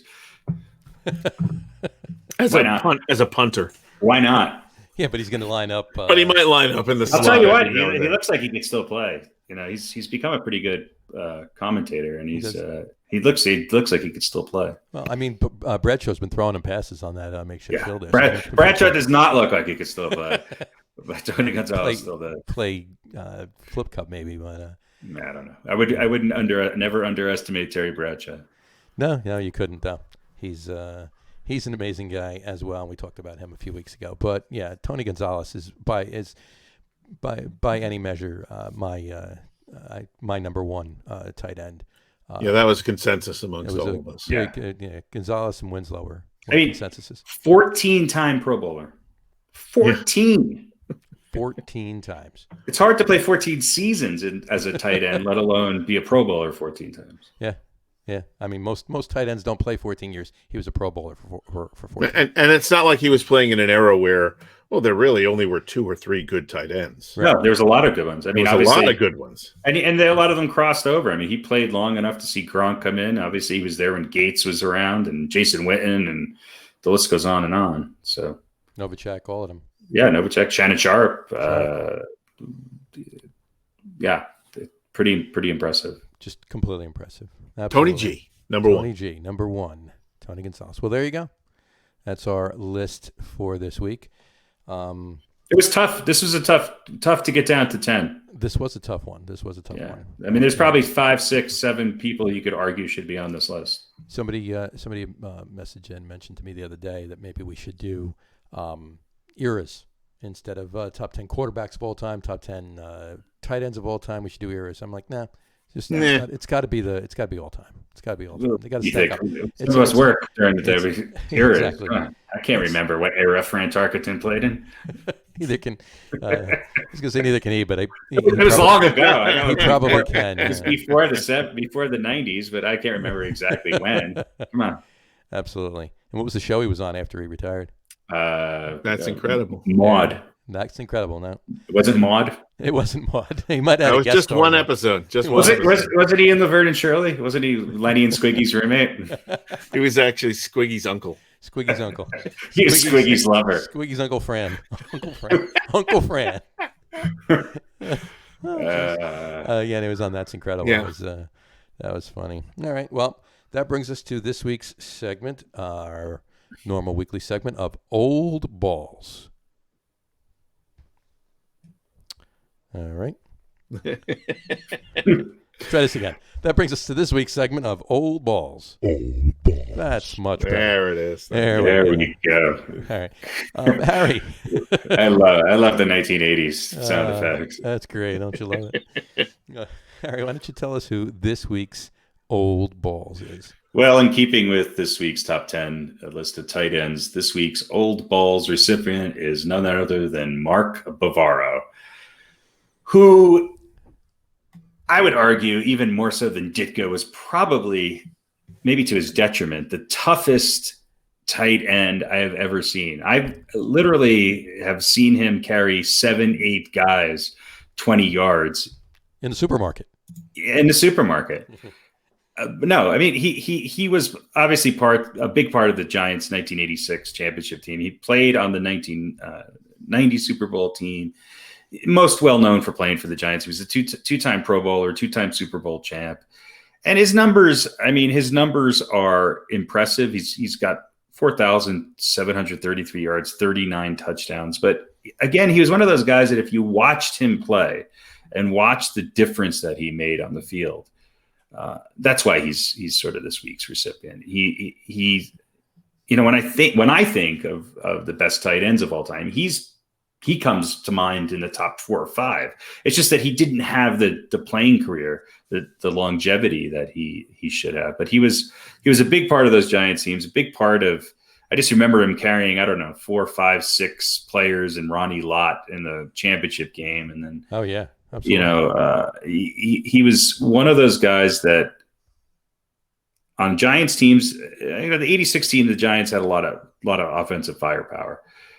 In the second Super Bowl team, they had very little offensive firepower, but he was a big grinded out Super Bowl, and he just exuded everything that you thought about with those Giants teams, just blue collar.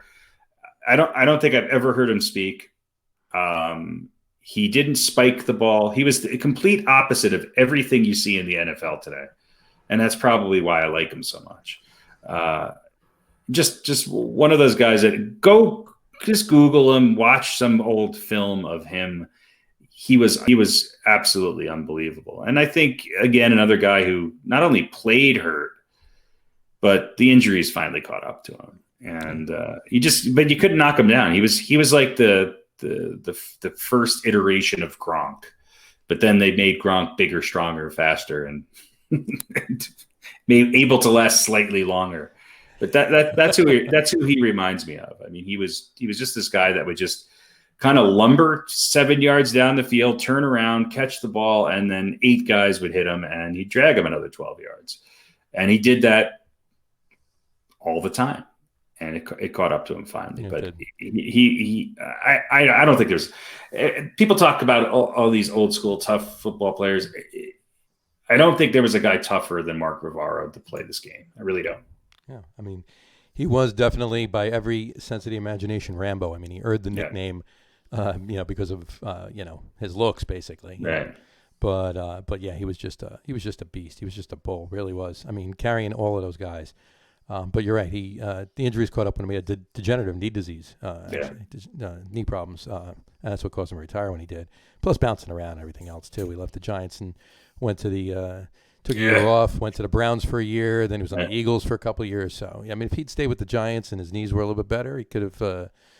Seen. It was hard seeing him leave the Giants. It's kind of like watching Patrick Ewing in a Seattle SuperSonics uniform. Seeing Mark Bavaro in an Eagles uniform was just That was horrible. Yeah, especially the Eagles. It was absolutely horrible. And you could look at his stats and go, yeah, those are impressive, but what's the big deal? But when you just watch clips, just watch film of him playing film, or whatever on your computer. You can dial it up and watch it on the computer, and then you will on the interwebs. Yeah, and then you'll understand the greatness of Mark Bavaro and the toughness, and what he meant to that team, those Giants teams, especially those Super Bowl years. I loved watching them, and you know what I mean. Right there, So. You got that jersey. Those of you listening to the have every wearing number a Mark Bavaro jersey. So. He has Velcro numbers. He just has Velcro. One shirt. No, one jersey. The tag is still hanging off that thing. That's right. They'll bring it back next week. You're gonna bring it back. and it's funny that what people don't realize is that Phil McConkey used to go to practice in Mark Bavaro's backpack every week. He slept in there too a couple of times. Still living there. He lives there. Yes, he lives there. No, listen, they were actually decent friends. Actually, because anybody saves on gas fare when you get somebody to carry. Bavaro and McConkey actually worked together in the stock industry after football. I'm not lying. That's totally true. Listen, who would ever want to be Bavaro's enemy? That's everybody would want to be his friend. And jersey, I think, take that jersey that you're wearing and put it up on eBay. Podcast worn. There you Podcast worn Mark Bavaro jersey. Mark Bavaro jersey. Old Bulls worn. Yeah, there you go. Get a worn Old Bulls. Mark Bavaro, Old Balls. Mark Bavaro, Old Balls. It's he got a start right from the get go too. Zeke Moat went down before the season started in Bavaro's rookie year. Parcells named him starter. Yeah, put him right in. Yeah, right. Put him right in the fire, and he just performed like crazy right away. Great thing. And the other little factoid for you. That's a beautiful thing about Mark Bavaro. As much as I like the man, he shares a birthday with me. Yep, he and I. Same birthday. Not same year. He's older. Just by a couple of years. By a couple of years, but not a lot, but a little bit. Just goes to prove that great tight ends are born on that day. There you go. Yeah.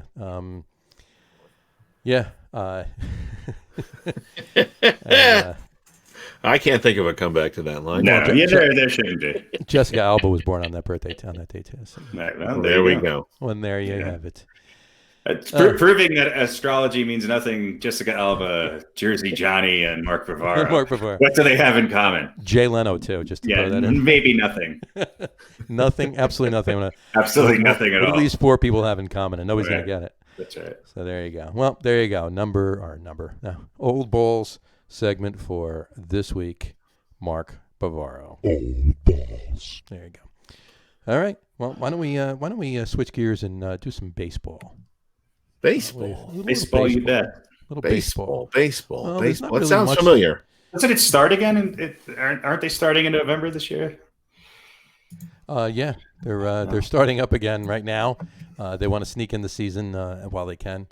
Christmas Eve World Series. While everyone is still healthy. Well, they like these short seasons. They figure they can get about 4 or 5 of them in a year. The Dodgers like them. So they can give out like a bunch of World Series trophies and everything else. Right. So it works. It's work, money wise and everything else. Anyway, once again we started in the beginning of the podcast. Shane Bieber, Trevor Bauer, a couple of Ohio homies at the moment are the Cy Young Award winners. They're both great pitchers this year. Both definitely great pitchers this year. Their numbers were crazy good too. I mean, Bauer had he played 11 games. He had a 5-4 record, but he had an ERA of 1.73. Crazy low ERA. I mean, Jacob deGrom was a little lower than that the first year he won his Cy Young, but last year was in the 2s and he won it. So that was amazing. And Shane Bieber even had a lower ERA than Trevor Bauer. He had a 1.63. and he had 122 strikeouts too. Trevor Bauer had just 100. But Shane Bieber had an 8-1 record too. I mean, it's silly to think about the numbers this year with only 60 games. So most starters only got 11 or 12 starts. Yeah, and you can't really extrapolate them out because it's really weird. Over the course of a long season, there are a lot of things that change. There's ups and downs and things. Sure. Yeah, ups and downs and a lot of different changes in weather and all that stuff. So it's really, I mean, we can go, that's impressive for what it is. But yeah, for 60 games. But enough of the numbers. Let's talk about who's going to the Mets. Let's talk about that. I mean, Steve Cohen had his presser on Tuesday. And I got to tell you, as a Met fan, I was pretty impressed. Between him and Sandy, it's really exciting, an exciting time to be a Met fan right now. I mean, we'll see how it all plays out, but the way it looks, he's in it. He said flat out he wasn't in it to make money. This is about making the fans happy and the team happy, and whatever that means. And Mets fans believe that. Well, we'll see what happens. If Fred Wilpon and Jeff Wilpon said that, I wouldn't even be saying it right now. But he is the richest owner in baseball. He's a lifelong Met fan. He waxed nostalgic about the fact that his father used to take him to Polo Grounds, and he used to sneak on the train and go see Met games at Shea Stadium with his friends. And he used to babysit Lee Mazzilli. He probably could have. But well, look, he said things that if the Wilpon said, we definitely would absolutely not believe them. So he does have this is a great thing. I mean, personally, I've never heard some of the professional pundits talking about what an amazing, everything they said was incredible. I don't think he really said that much that pretty much any other new owner would say. I just wish he would buy the Knicks. We're competing against, the rest of the league. And I mean, he sort of contrasted himself with the Wilpons in that it wasn't about making money and he wasn't competing for the back page. But I'm still excited about it. I didn't really think anything that he said was incredible or amazing. But listen, I'll say this. I think the market is going to be a little bit depressed price-wise. Yep. Because, COVID and we don't know what's going on. And it's going to be a gutsy move to be a real buyer. But I think he should, because I think he's got an opportunity to get some guys at a little bit less than he might get if we had a vaccine or curatives and the virus was not such a big problem. And that's a risk because we don't know when fans are going to go back in the stands, at least not in bulk. Right. But if he really wants to win, spend a little money, spend wisely, and bring in that talent. Well, I think guys are going to be signing a lot of one-year deals. Yeah. So this could be one of those years where the Mets are able to put together a team that's maybe it's not long-term, but they finally can get the parts and pieces that they need. Well, Cohen did say that he wants to win right away, and he wants to build a lasting champion. He wants to be competitive every year. He wants to bring a World Series to New York within the next 3 to 5 years, but probably even less. He would be disappointed if he didn't get one in 3 to 5 years. He'd hope it would be sooner, but he wants to build a lasting championship team too. So, well, listen, Stroman signed. Yeah, right. Signed the tender. Yeah, whatever it is, the tender. Qualifying offer. Qualifying. Yeah, that's it. I knew there was a word in there that I didn't have any idea what it meant. Yeah, I'm not surprised at that, though. No, and I think that's great. So now you bring in another Cy Young winner. Well, if they can get Bauer, that'd be amazing. Yeah, that's what I mean. You bring in Bauer and Springer, and you jump to the top. Get Bauer and Springer, and you got Syndergaard. I guess going to come back mid-season, maybe, or just before mid-season. Early, he'll be back before mid-season. We don't know what mid-season is. Right, and and it's going to be a little bit of a question. Mid-season this year was August. Anyway, but that's going to set you up for with at least some good starting pitching, and certainly if you can get Springer, and then you know what? Listen, bring Real Muto in also. Why not? Yeah, you know what? He's a great player. Why not? I mean, if they want to spend the money, go for it. But you know what? They could get a decent catcher in McCann. But look, if you bring some of these guys in, who's to say you can't win it next year? Yeah, JT Realmuto. Yeah, and it doesn't even have it doesn't have to be. We know now that it doesn't have to be a 162 game season. No, Yeah, if it gets short, if they play half and then they take a month off to let everybody not be sick anymore or whatever, right. Who knows exactly how they're going to do it. But if it's a shortened season, the Dodgers are going to win again, though. So, well, maybe not. Listen, they have a history of full seasons where they lose a lot too. So maybe they got to build that history with a short season as well. There you go. That's true. So they've won one, and now the next 8 short seasons they'll lose. They'll lose. Yeah. So I just think it's a buyer's market right now. It is definitely. I mean, 29 teams lost money this year. And the Mets technically, I mean, yeah, they lost money, but now they didn't. With Cohen coming in. So he's at an advantage over every team. I think if you can't get people in the stands, I think you're going to start to see a lot more pay-per-view and a lot more, you're not going to see, you're going to have to pay to watch baseball, I think, a lot more. Right. They're going to have to do something. There's no, they have to. Well, technically the Met fans and Giant fans are already paying to watch it, right? Because you're paying your cable bill. You got to watch them on SNY. Yeah, but you know what I mean. You know what I mean. It's going to be. I think because you're talking about people watching it on television, and we're thinking our age, and people don't watch. Everybody's watching it for free on their phone. This is true. This is true. Or on their laptop or their computer chip that was implanted into their head or whatever the fuck it is that people have. I can't wait till glasses where you just touch it and then it's right there. It's right in front. I mean, I know they kind of have those, but they're not very good right now. No, blurry, a couple years. Blurry, and they give you a headache. I'm looking for the glasses where I can turn it on and Oraldo's Chapman actually saves a game in the clutch. So you want alternate reality glasses? Yes, absolutely. Yeah. Yeah. I believe Trump eyewear is going to be launching any day now, and that's right. That will feature nothing but alternative realities. That's right. So the Mets, listen, I'll say this too: sign Lindor too. Why not? Bring him on. You know what? Bring him and win. I think Bauer's going to have a lot. I think there's going to be a lot of people. I think the Yankees are going to go after him. I think the Yankees have to re-sign DJ LeMahieu. I think that's their biggest. That's their first goal is they got to re-sign. But look, they have who is it? Paxson and Matsuharu, they can't resign either of them. They just can't. I mean, they're gone. So they need some starters. The Yankees. Happ's a free agent too, right? And I think all. I don't know if you want him back. Probably don't want him back. I don't. But it's just another guy they're going to lose. Well, out of those three, if you can take one, if you were going to take one back, who would it be? Out of those three, Tanaka. Yeah. But. If the Mets can get Bauer, Springer, Realmuto, and Lindor, well, of course, yeah.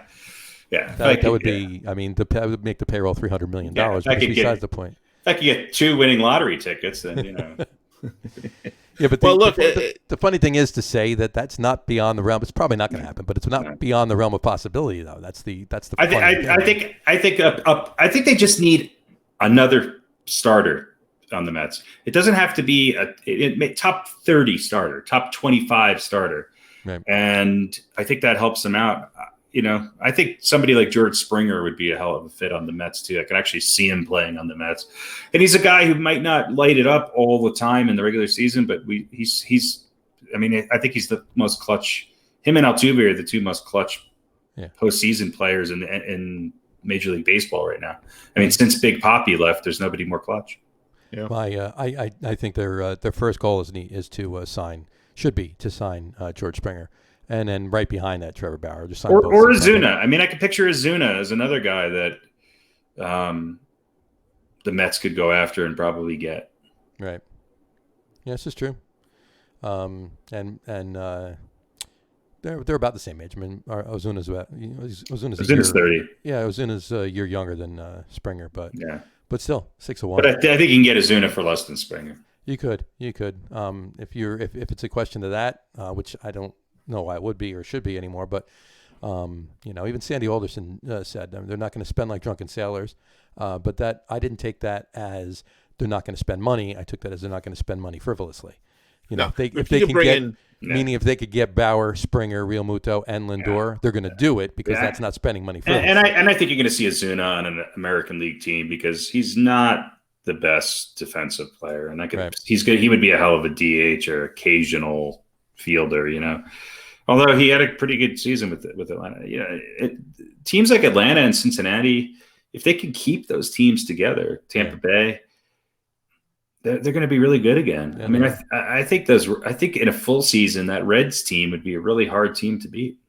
Yeah, they definitely looked at this year. That's for sure in a short season, but But that's the problem, is that they traditionally just are not able to keep it together. To keep it together for 160, especially without fans in the seats.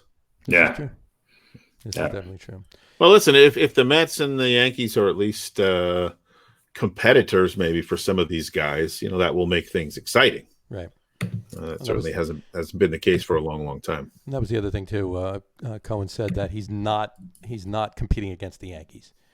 Right, but I mean, just if they're both going after the same guy, right? Not because I don't want the Yankees to get him, or I don't want the damn Mets to get him, but because they both actually want him and they both have some money to spend. Sure. That is an exciting thing for New York baseball fans. Right.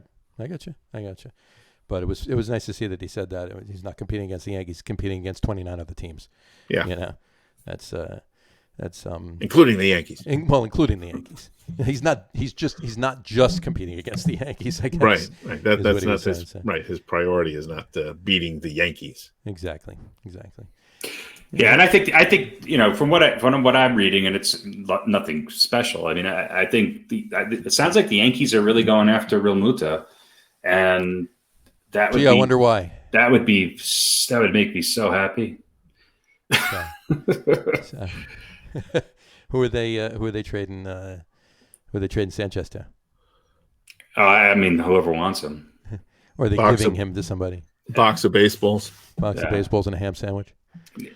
There you go. Box of baseballs and the best ball boy from whatever team they said they ship him off to. That kid's got to move to New York and be covered the third baseline for us. We want him in pinstripes. Yeah. We think he's got a bright future. I'll tell you what, LeMahieu likes living in New York. So if the Yankees can't re-sign him, he'd be a hell of a player on the Mets. Yeah, but that's honestly though, I agree. And if you can get him, you get him. You just make the move. But that's if the Mets have one strength right now, it's infield players. True. But then you if you get him and you can use another player as trade bait, then Yeah. But I don't. I mean, LeMay is my favorite Yankee. Obviously, I watched him for years out here in Colorado. I don't want to see him leave. Mm-hmm. So you're saying he didn't like Denver? No, I think as much as New York anyway. But he likes. It sounds like he played his cards, because he's one of those guys who's he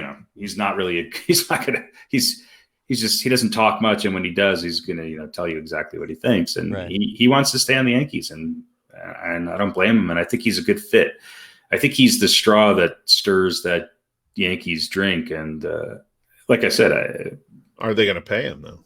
I think they will, and I think he's one of those guys who's not gonna. I think he's going to want to end his career with the Yankees, and I think he could if they give him the right deal, and I think he'll also be one of those guys who won't be signing 7 one-year deals trying to make an extra $20 million. I don't think Cashman's going to let him go anywhere.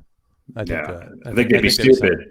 No, he'll end up on the Mets after he's done, after he's washed up. And, well, he would have. Now will he still? That's the question. It's a different time. Probably still will. Probably still. I mean, the curse is strong with this team. Yeah. Well, let's Curtis Granderson had a couple of good years after he left the Yankees. Robbie Cano wasn't a complete bust, Yeah, Grandy went to a World Series with the Metis. So, hey. I was sad when Granderson left, because he was another player that I thought was just one of those guys. Stats don't really show as good. I think DJ LeMay is one of the top 5 players in baseball. Right. Well, time will tell. We'll see what Uncle Steve and Sandy, and they got to get a GM first, but I guess Alderson's going to act as acting GM until they do. Yeah, I don't think they're going to let that stop them from making any deals. Yeah, I don't think that's going to happen. So between them and we'll see what Cashman and the boys in the Bronx can do too over there. That's going to be what's going on in New York sports, because you're not going to be talking about the Knicks. This is true. It's going to be interesting. Hot stove, that's for sure. And speaking about the Knicks, the season's beginning on December 22nd. Yeah, we only got 5 weeks until basketball. A little more than that, I guess. Yeah. The Knicks just signed Derrick Rose to a 7-year contract. But the good Wait. The Please good tell news me you're is kidding. Yes. the good news is, But that wouldn't surprise you, would it? That's why I said that. Yeah. you really weren't sure there. Just I wasn't sure. No, not at all. But it's yeah, actually the draft is coming up on the 18th too. This it's month. 5 years with an option. 5 years With a player option. 5 years with an option for 15. He was kidding about the 7 years. It's 5 years with an option. It's 5 years with an option, with and a player option. He can be coach. And He makes $1.5 million the first 5 each of the first 5 years, and then it shoots up to $22 million for 6 and 7. He has to work concession stands for Rangers games, but other than that, it's a good deal. He's playing both ways, and also be a third string goalie for the Rangers. It's Dolan's definition of playing both ways. Yeah. God, if there's one wish I'd have, it's just for somebody to buy the Knicks from Dolan. Hey, I don't know why Spike Lee doesn't put together a group of people and make Dolan an offer that he just can't refuse, especially now. You know, the other thing I just wish Spike Lee would do is say, hey, look, I mean, it's hard now because there's probably not going to, but when we do return, let's hope we return to being able to see sports in person. The Knicks just need to boycott Madison Square Garden. They need to have a couple really high-profile fans saying, hey, look, until Dolan sells his team, we're not going to the game. Yeah, just keep the Garden empty every night. Just keep it empty. Post-COVID, keep the Garden empty every night. That's right. Yeah. But I mean, the Knicks look good in the bubble. They didn't lose one game. This is true. You're right. They didn't. They did not. But, they didn't win one game. They were not invited. They weren't. They didn't. They didn't get the golden ticket. They couldn't go. But yeah, well, we'll see what happens. I mean, it should be interesting with Mr. Thibodeau. And well, is it? I mean, well, it should be maybe a little bit more, markedly more. Is there anybody who heard that news and went, yeah? Yeah. I don't know. I don't. Yeah. A couple of people on the fan, I think, did, but but they're it's like getting excited for a new Jim Belushi they're Nets film. fans though. That did that. Yeah. That's the It's like, oh yeah, Jim Belushi has a new film out. I can't wait to go see it. Yeah, The Principal 2 is coming in. The Principal 2 is actually, they might have already made that one. It might be The does, Principal 3. Yeah. 5, actually. I think they're up to. It's like the equivalent of watching a Meredith Baxter Bernie marathon on Lifetime. Yeah. Well, you just think it's the Knicks slogan is like the Tom Thibodeau era. Yeah. It might be better. Yeah. How long will that be? I don't know. That's the tagline. That's what they said. So. Yeah, He's gonna. That's how they introduce it. We've hired an old school defensive minded coach for the 2021 NBA season. There you go. That works very well. But speaking of the Nets, though, did you see they unveiled new jerseys? And I didn't see that. Yeah, they're almost like, I want to say tie dye. They're like faded blue and white, different, like almost like a blue and white tie dye kind of thing.